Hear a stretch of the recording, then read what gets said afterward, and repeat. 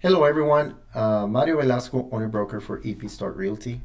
Today we're going to be looking into the amendment to the contract, and we're talking about the 1 to 4 family contract. And this form, you can also find it as a TXR 1903 if you're looking for that on your SIP forms. So let's get started with this form. The first blank that we're gonna fill is the address of the property.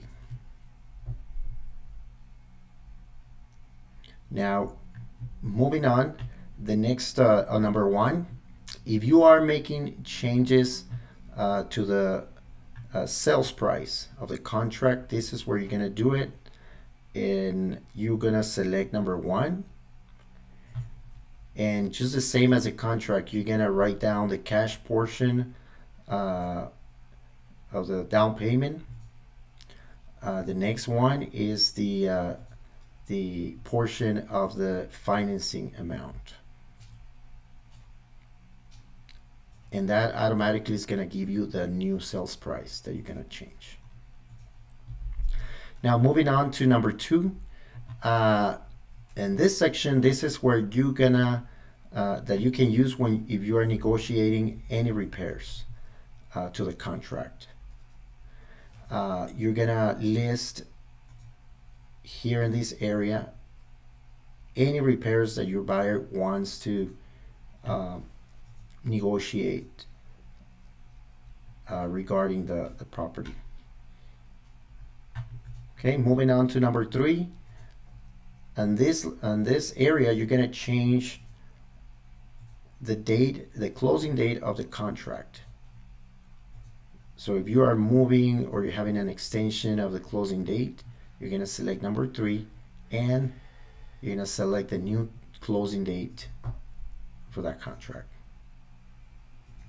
Now moving on to number four, if you if you are adding or changing the seller contribution to your buyer, you're gonna select number four, and you're gonna add the amount that is gonna be added as seller contribution to the contract. Okay, moving on to number five. It's if there is gonna be any repairs required by the lender, and those are being negotiated, and the buyer is gonna pay for some amount, and the seller is gonna pay for some other amount of those repairs. This is where you're gonna fill in that change to the contract. So you will select number five. If the seller, for example, is gonna cover X amount of money, let's say $1,000 of repairs, you're gonna fill in $1,000 of repairs. If the buyer is gonna do for another $1,000, so then this is where you're gonna add the amount to be paid for the buyer. Okay. Now, if you're gonna be changing or negotiating a new option time, more option time for the contract, you're gonna use number six. You select the box. Now, if you are negotiating more additional option time for another fee, you're gonna add here the fee that the buyer is paying for that extension. Now, once we fill in the money, now we need to fill in the new ending date of that option time. This is the termination date of the option time. Now, next to it, you're gonna select if this option fee is gonna be credited or it's not gonna be credited to the buyer. Okay. Moving on to number seven. This is where the buyer can waive the option the option time. So if at some point the buyer wants to waive that his option time, this is where you can come in and select this box number 7. Moving on to number 8. This reference the third-party financing addendum. In the third-party financing addendum, you're going to have a day of your buyer being approved for the loan. So if you are going to change that date, you're going to select number 8 and add the new date.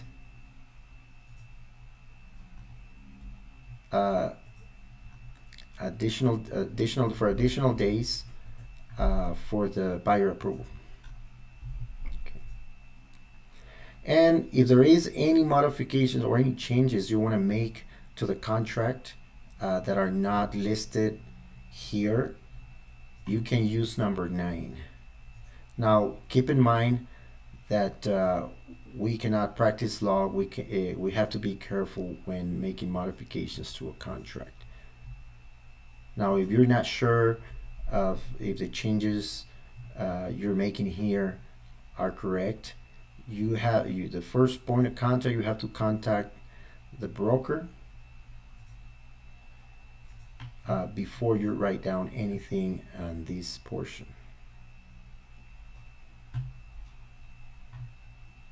Okay, once you have filled in any whatever change you're gonna make, you're gonna submit it to your buyer for them to sign. If the seller is gonna accept it, then the seller is gonna sign in this area, and whoever signs the last one to sign, it's gonna execute this contract.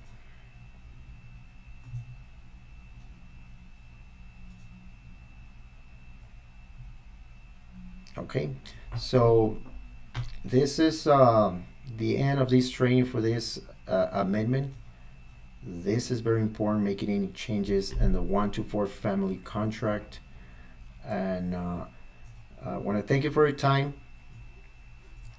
If you have any questions, you can call me at 915-329-5829. If you're an agent for another brokerage, you can contact your broker with any questions. Thank you again, and see you in another video.